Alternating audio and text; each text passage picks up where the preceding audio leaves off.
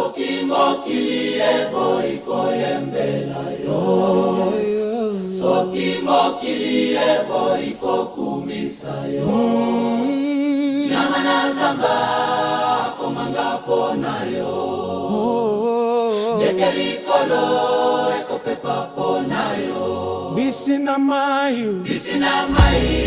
ekochola pona yo, Oza Nzambe yokela kibango Oza Nzambe obongi na lokumu Oza Nzambe yokela kibango Oza Nzambe obongi na lokumu soki mokili eboyi koyembela yo, soki mokili eboyi kokumisa yo, nyama na zamba akonganga pona yo, ndeke likolo ekopepa pona yo, bisi na mai ekochola pona yo. Oza Nzambe yokela kibango Oza Nzambe obongi na lokumu Oza Nzambe yokela kibango Oza Nzambe obongi na lokumu Kumama Yawe, Kumama Yawe, Kumama Yawe, Kumama Yawe, Kumama Yawe, Kumama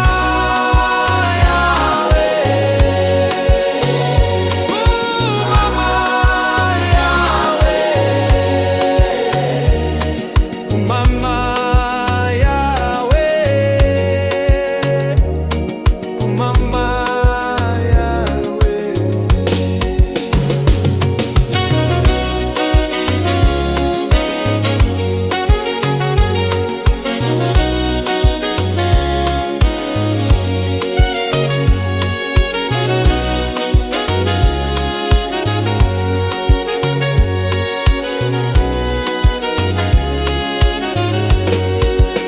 Ninakushukuru Mungu kwa sababu wewe ni Mungu,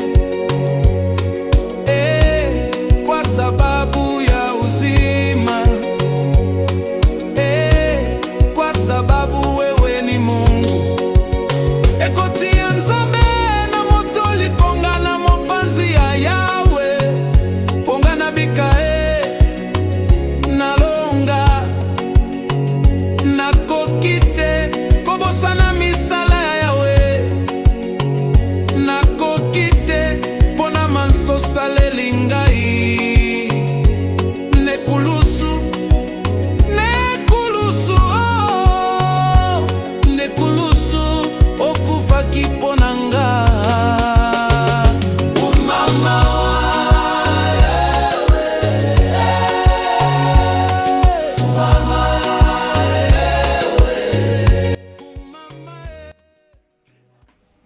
Mes bien-aimés dans le Seigneur, bonsoir. Merci de vous rejoindre à nous ce soir pour méditer ensemble un verset que nous avons besoin de connaître plus. Ce soir, notre message s'intitule « Chez toi », titre tiré dans Deutéronome 18, verset 10. Deutéronome 18, verset 10. Prions. Père de gloire, Père de bonté, le Dieu Tout-Puissant, le Dieu Créateur, nous te rendons des actions de grâce.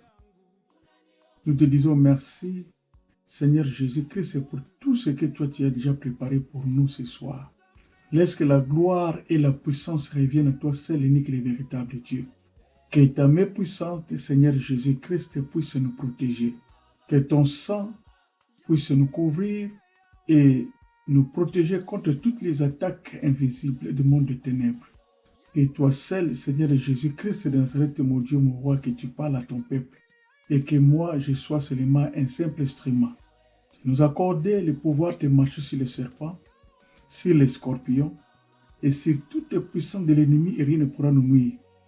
Sur ce, je prends autorité sur toute puissance qui ne confesse pas ta seigneurie.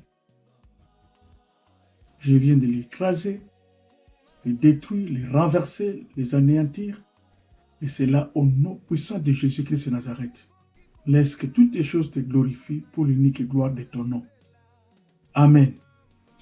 Mes bien-aimés dans le Seigneur, la parole de Dieu déclare qu'on ne trouve chez toi personne. Titre tiré à Deutéronome, chapitre 18, verset 10. Ce passage soulève souvent des polémiques. Tu aimes ton prochain, comme le dit Luc 6, mais tu ne tolères pas les œuvres des ténèbres. Tu peux tendre l'autre joue à celui qui t'insulte, mais tu dois fermer la porte aux pratiques occultes. Dieu ne délègue pas cette instruction. Il ne dit pas Moïse conseille l'air. Il ne dit pas les prêtres vous expliqueront. Non. Dieu lui-même parle directement avec autorité et insiste personnellement. Pourquoi? Parce que ce verset établit un principe spirituel majeur. Ton espace doit être pur. Ton autel doit être sanctifié. Ton foyer doit être gardé. Dieu dit chez toi. Cela signifie ton environnement spirituel, ton atmosphère quotidienne, ton espace intérieur, ton hôtel familial, ta maison, ton foyer, ton territoire. Comment purifier chez toi quand des lois familiales sont déjà établies, quand des atmosphères spirituelles existent depuis des générations, quand des alliances ont été faites par les ancêtres, quand des habitudes mauvaises dominent la famille, quand le chef de famille ne prie pas, quand l'atmosphère de la maison est lourde et instable, comment est-ce que nous allons faire? C'est une question que nous nous posons. Beaucoup se découragent parce qu'ils pensent que tout est perdu d'avance.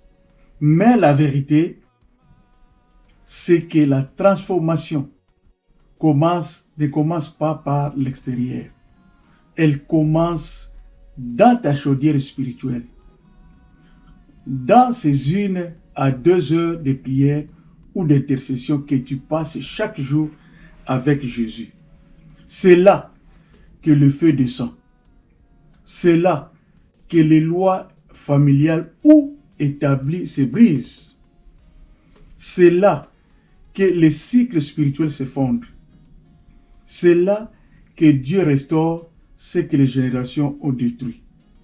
Et cet autel, c'est ce que la parole de Dieu appelle la chambre haute.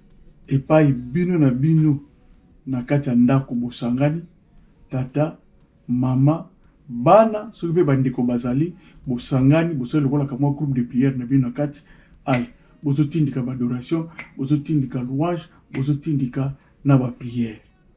Que nous dit Deutéronome 18, 10? Qu'on ne trouve chez toi personne. Mais bien aimés, écoutez bien. L'Esprit de Dieu nous appelle à sortir de la passivité et de l'indifférence. Ce n'est pas le temps de dormir spirituellement. C'est le temps de se lever, de se tenir debout dans la sainteté et dans l'obéissance. Vous manquez de zèle, vous êtes peu engagé, trop passif, ou vous devenez des cibles faciles pour l'ennemi. Quand tu négliges la prière, quand tu tolères les compromis, quand tu laisses ton feu spirituel s'éteindre, tu ouvres une porte spirituelle et les ténèbres obtiennent un accès légal à ta vie. Un foyer sans prière devient un terrain d'attaque. Un foyer sans prière devient un terrain d'attaque. Un cœur sans repentance devient un terrain d'occupation. Mais bien aimés dans le Seigneur, Dieu ne vous a pas appelé à subir, ou bien Dieu ne nous a pas appelés à subir, mais à régner avec lui. Reprenez le feu de la prière. Fermez les portes au péché. Sanctifiez votre atmosphère spirituelle. Levez-vous. Criez vers Dieu. Renoncez aux abominations. Et l'ennemi perdra tout droit d'accès à votre vie. Décide dans ton cœur, plus jamais je ne serai un chrétien passif. Je veux être éveillé, rempli du Saint-Esprit, ferme dans la vérité. Dieu cherche une génération qui refuse la compromission et qui protège sa maison, ses relations et sa destinée par une vie de prière, d'obéissance et de sainteté. Mais bien aimé, la passivité spirituelle ouvre des portes que seule une prière délibérée peut fermer. Une prière avec intention claire, conviction, décision et but précis, dans la pleine conscience de ce que tu demandes à Dieu. Un exemple, les dangers d'un infiltré. Nous pouvons méditer Josué, chapitre 7, versets 1 à 11. Nous pouvons lire ça à la maison. Après la victoire à Jéricho, Dieu avait ordonné que tout soit consacré à lui. L'or, l'argent, bronze devaient être déposés dans les trésors de l'Éternel. Et tout ce qui était lié à l'idolâtrie devait être détruit. Le problème, c'est Akan. Il garde secrètement une partie des objets consacrés. Il agit seul, mais toute la nation perd la bataille suivante contre Haï. Un seul infiltré, mes bien-aimés, peut affecter tous les camps. Un seul infiltré peut infecter toute la maison, tout un ministère. Une seule personne qui désobéit peut déstabiliser un foyer, une équipe. Les péchés cachés donnent un accès légal à l'ennemi. Les secrets d'Akan ouvrent une porte spirituelle. Dieu demande une purification délibérée. Israël doit identifier Akan maintenant. Détruire les objets volés avant de trouver la victoire. Et bien aimé, la vigilance et l'obéissance sont essentielles. La vraie victoire repose sur l'obéissance et la mise à part de ton espace. Comme Josué, tu dois examiner ton cas. Tu dois examiner ta maison, ta famille. Quel est ton Akan? Un Akan aujourd'hui, c'est tout péché caché, toléré ou minimisé, qui donne à l'ennemi un droit sur ta vie et affecte aussi les autres. Même si tu penses que c'est personnel. Quelques exemples concrets dans la vie d'aujourd'hui, bien dans la vie contemporaine. La pornographie ou les relations sexuelles cachées hors mariage, que personne ne connaît, mais qui volent ton intimité avec Dieu, détruisent ta pureté intérieure et détruisent une atmosphère de pureté dans les couples.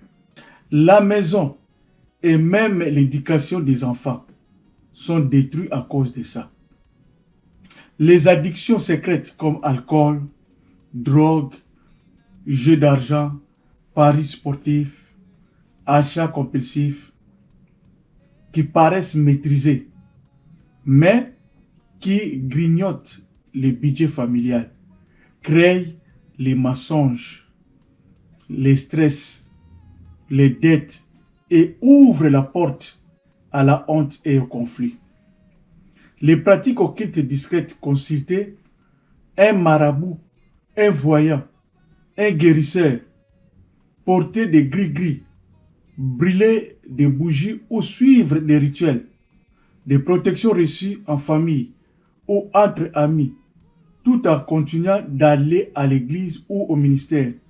Cela remplace la confiance en Dieu par d'autres sources spirituelles et crée des vraies portes d'accès pour les ténèbres. Et bien aimé, les mensonges financiers, fraude fiscale, détournement au travail, commission occulte, argent non déclaré que tu crois bien géré, mais qui installe une culture de compromis dans ta maison et peut attirer des conséquences spirituelles et même légales sur toute la famille. La rancune profonde est jamais confessée. Haine contre un parent ou un ami, un ex-conjoint, un pasteur, un frère, que tu caches derrière un sourire spirituel.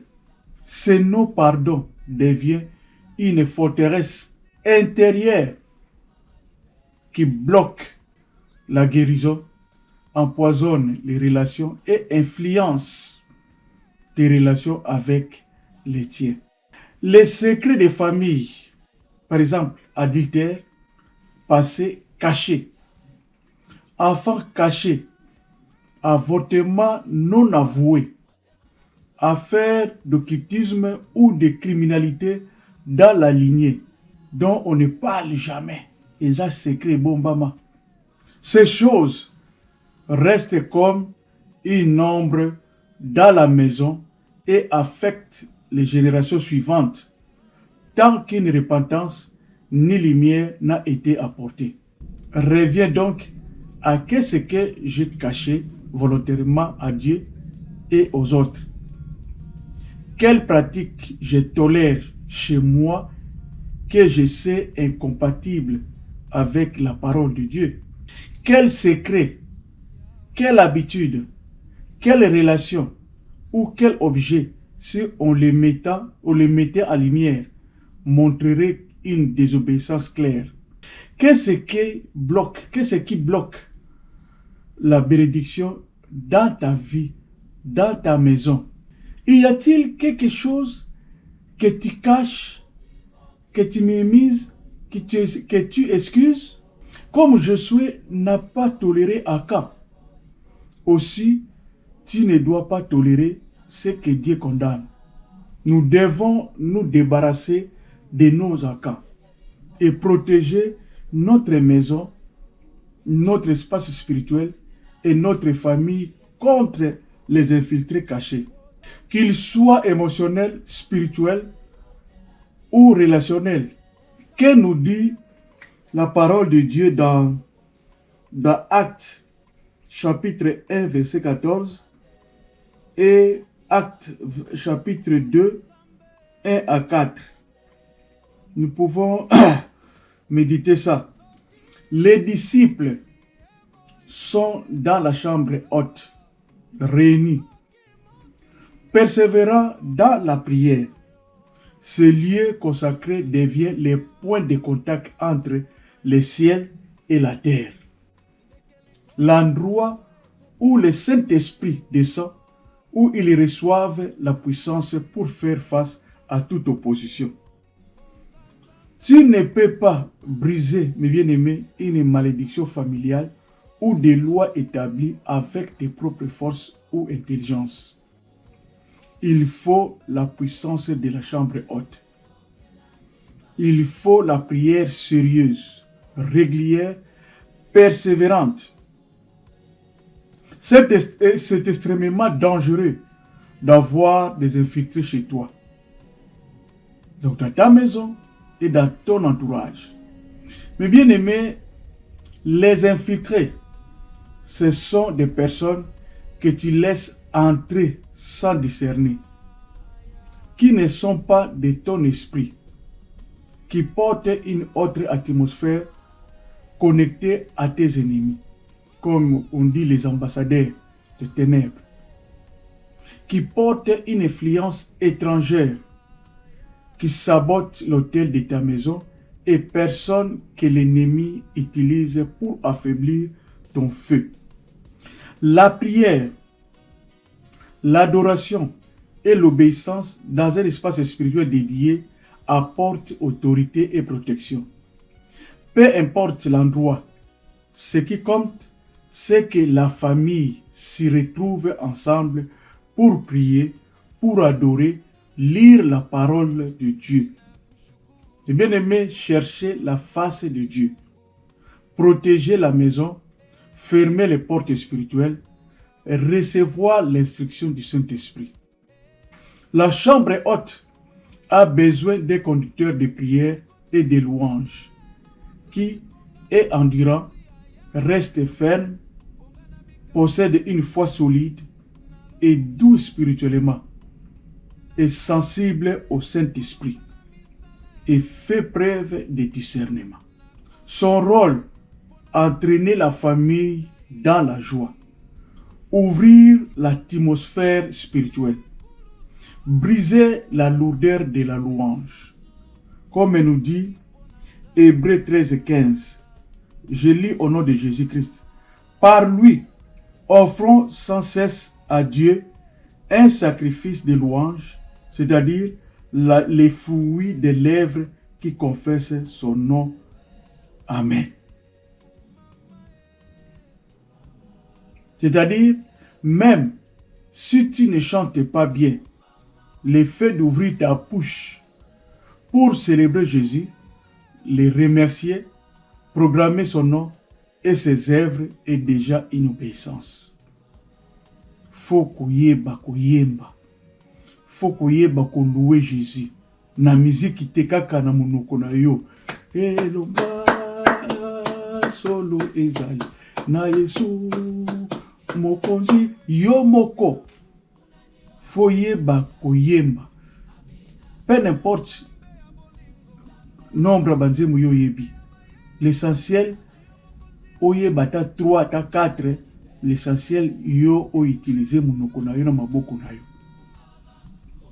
Yango na sacrifice. La louange réveille le cœur endormi, amène la vraie repentance. Écoutez le roi David dans Psaume 66:18. Si j'avais gardé les péchés dans mon cœur, le Seigneur ne m'aurait pas exaucé. Je reprends. Si j'avais gardé les péchés dans mon cœur, le Seigneur ne m'aurait pas exaucé.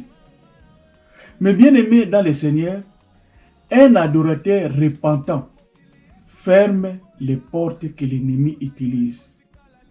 Ainsi, le péché non confessé ouvre une porte qui peut toucher la lignée. Ces conséquences peuvent se répercuter sur les générations suivantes, jusqu'à qu'une personne se tienne devant Dieu pour briser les liens par la repentance et l'obéissance. Ainsi, les péchés non confessés ouvrent grandement une porte qui peut toucher la lignée.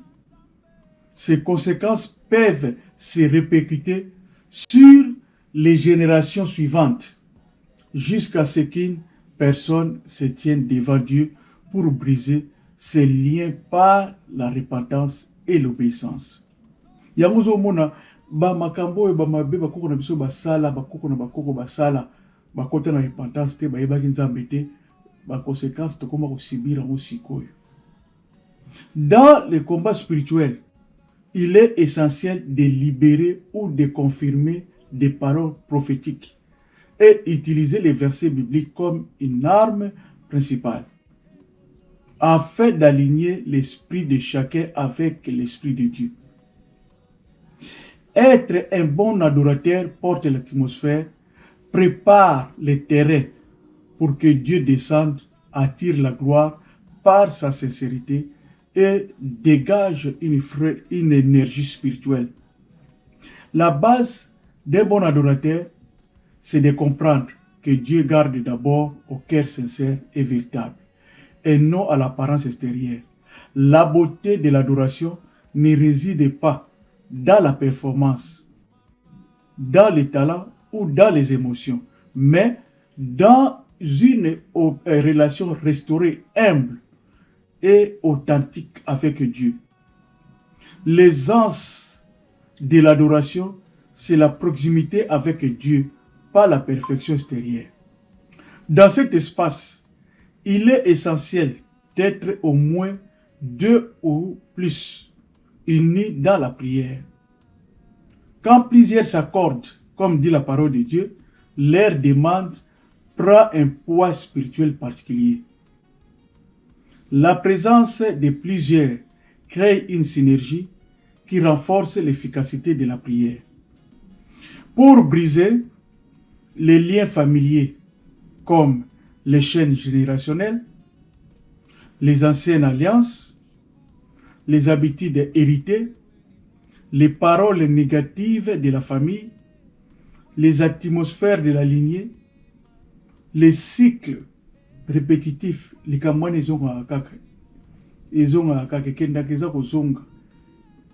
membre de la famille, les influences du sang et tout ce qui se transmet dans la maison ou dans la généalogie.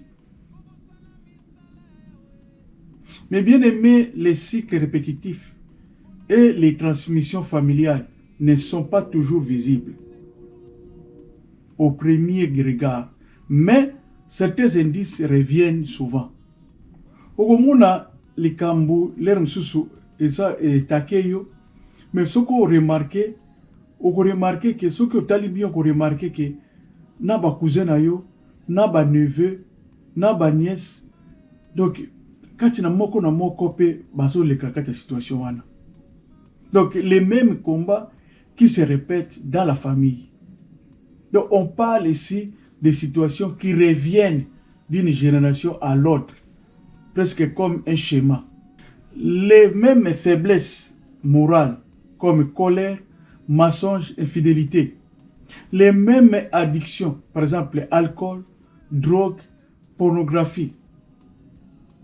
Les mêmes maladies récurrentes dans la lignée. Les mêmes échecs, faillites, ruptures répétées, mariage brisé, donc célibataire à Olikam.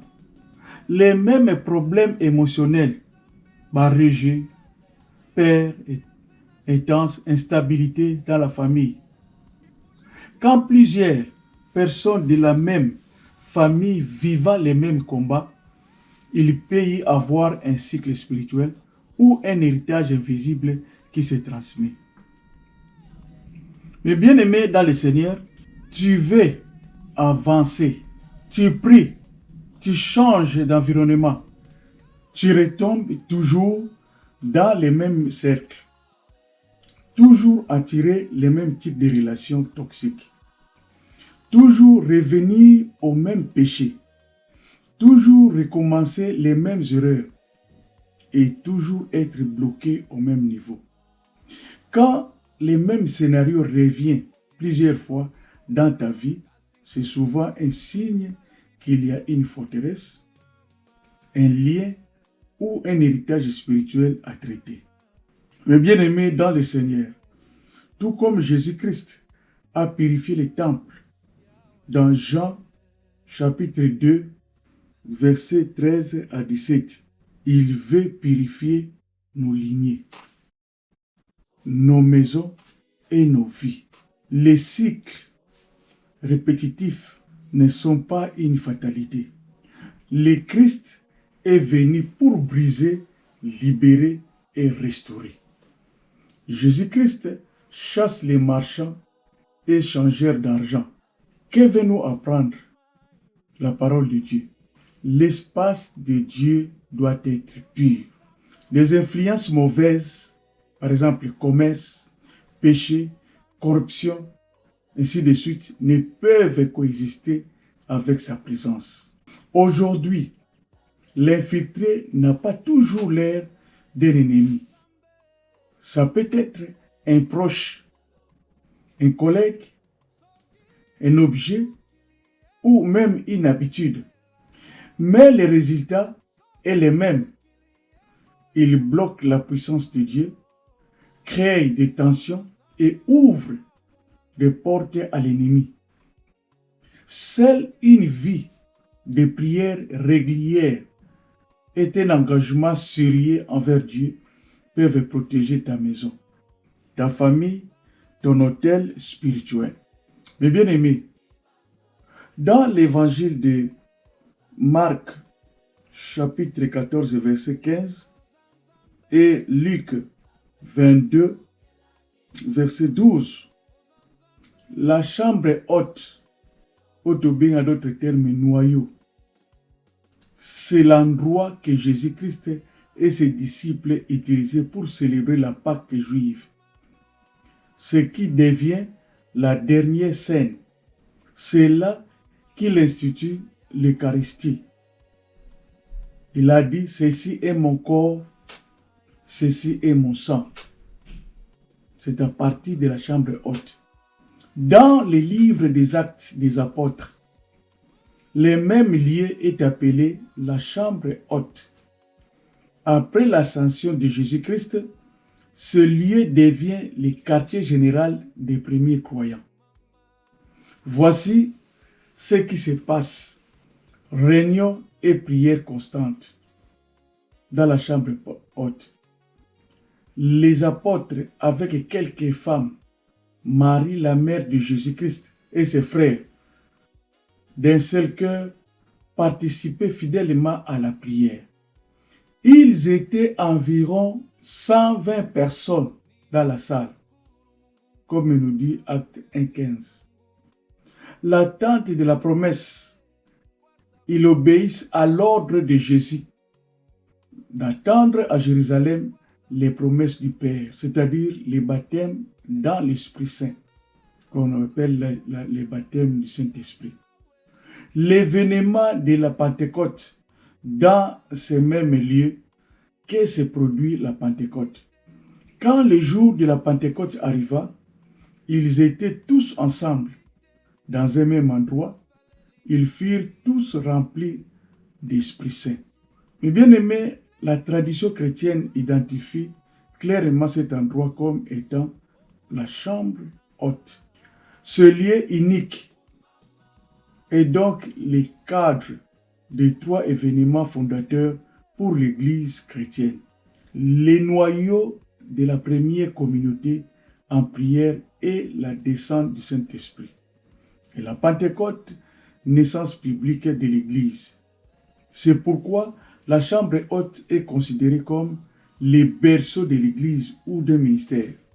Elle symbolise la tradition entre la mission terrestre de Jésus-Christ et le début de la mission de l'Église guidée par le Saint-Esprit. Dans une vraie chambre haute, il y a des révélations qui descendent comme des langues de feu, transformant le cœur et éclairant les esprits. Mais bien aimés dans le Seigneur, ne donnez pas accès à l'ennemi. Entretenir ou pratiquer des choses abominables chez toi, c'est ouvrir une porte à l'ennemi. Tu lui donnes un accès dans ta vie, dans ta maison, dans ton foyer.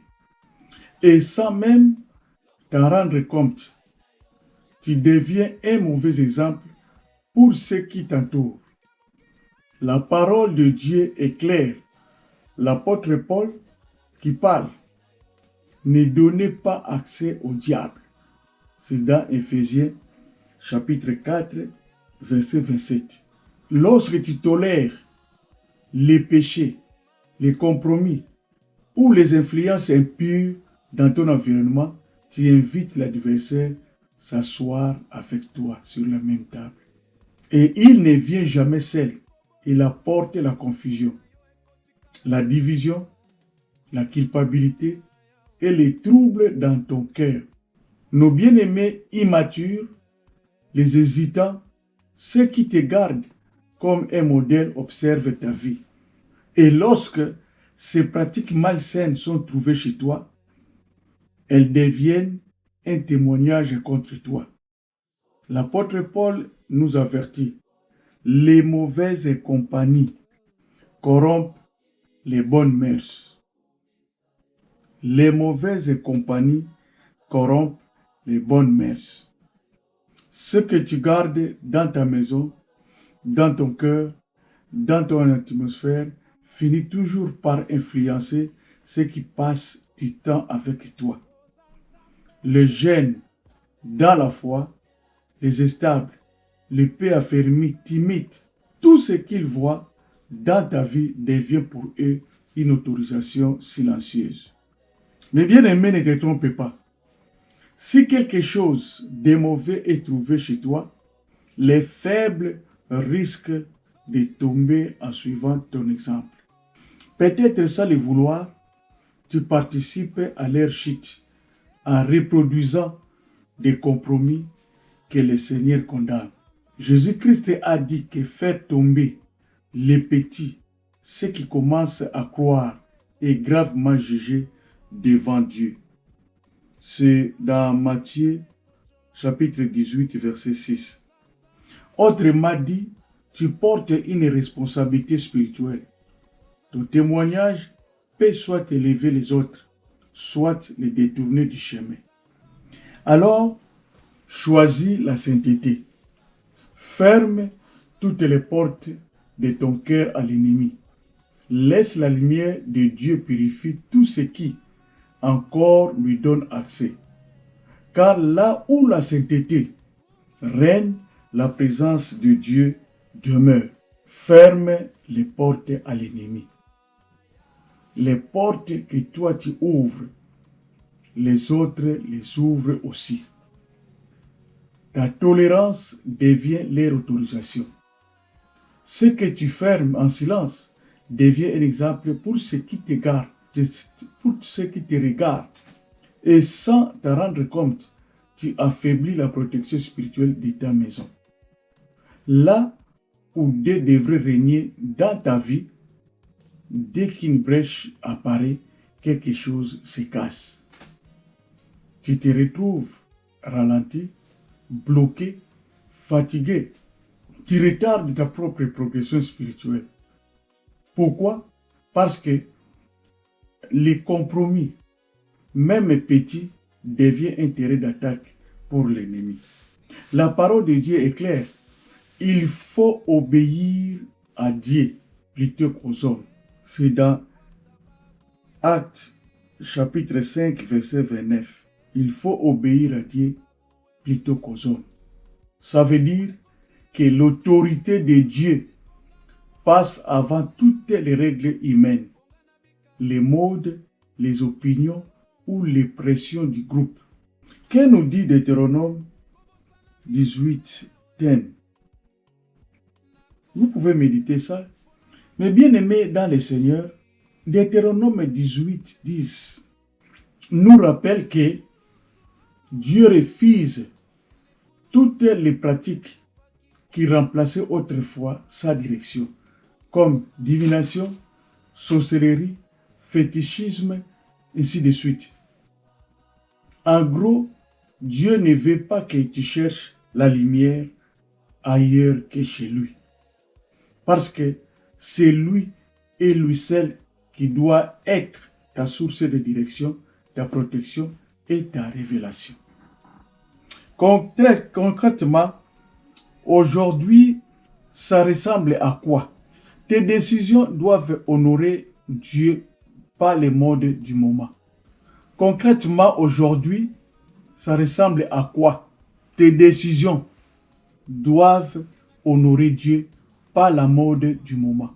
Même si la société normalise les compromis, même si ton entourage te dit « c'est pas grave, tout le monde fait ça, Dieu comprendra ». Toi, tu choisis Dieu en premier. Tenir ferme dans la foi, même quand c'est difficile. Quand les tendances du monde contredisent la parole, quand ton milieu professionnel te poussent à tricher, quand tes amis te poussent à faire ce que tu sais être mauvais, tu dois faire les mêmes choix que Pierre et les apôtres. Obéir à Dieu plutôt que de suivre la foule. Obéir à Dieu plutôt que de suivre la foule. Le courage dans les situations où tout le monde cède. Mais bien aimé, Pierre et les apôtres faisaient face à des menaces sérieuses. Mais aujourd'hui, pour toi et moi, le courage peut rassembler à dire non à la corruption, non à l'immoralité, refuser les commérages, les conversations sales, les influences toxiques. Tenir ta position même si ça te coûte des relations. Même si tout le monde te dit c'est juste pour rire. C'est normal. Ici, tout le monde fait pareil. Toi, tu restes aligné avec Dieu. Parce que là où il y a compromis, il y a brèche. Et là où il y a une brèche, l'ennemi attaque. Mais quand tu choisis Dieu d'abord, tu fermes la porte, tu protèges ta paix et tu gardes la puissance de Dieu active dans ta vie. Mes frères, mes sœurs, quand tu n'as plus de chambre haute, plus de lieu de rencontre réelle avec Dieu, ta vie spirituelle s'affaiblit lentement. Pas de coups, mais petit à petit, silencieusement. Ta foi devient fragile. Quand tu n'as pas de moments réels avec Dieu, ta foi devient un nappe dans des scies. Un jour ça va, le lendemain tu t'écroules. Tu dépends de ton humeur, de ce que les gens disent. Comme yoka conseil ya batu, comme la dandenge baninga basako yebisayo. Saint-Esprit sur ça le sauter. Tu perds le discernement. Donc sans présence de Dieu, tu ne vois plus clair. Tu commences à appeler normal des choses qui ne le sont pas. Les pièges deviennent séduisants et tu peux confondre ta voix avec celle de Dieu. Les compromis s'installent. Quand il n'y a plus le feu de la prière, tu tolères ce que tu rejetais avant.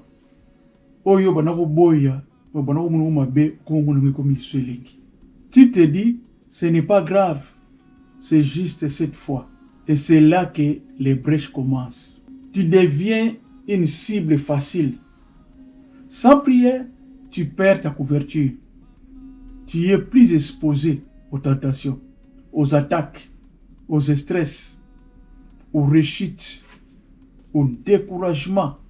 Tu combats, mais tu combats seul, sans Jésus.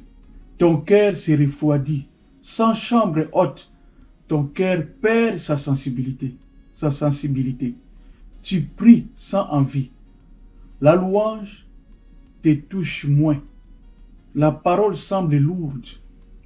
Tant bazaroteya yozolala. Le péché ne te choque plus. Le feu baisse doucement, sans bruit. Tu prends de mauvaises décisions. Sans les moments avec Dieu, tu décides selon la peur, selon tes émotions, selon la pression ou la chair. Tu réagis au lieu d'être guidé. Tu fais des erreurs, des confusions, etc., etc. Ta vie spirituelle devient superficielle. Licolo. Tu connais Dieu? Oui, mais de loin. Pas d'intimité, pas de profondeur. La forme est là, mais la puissance manque. Tu perds en autorité.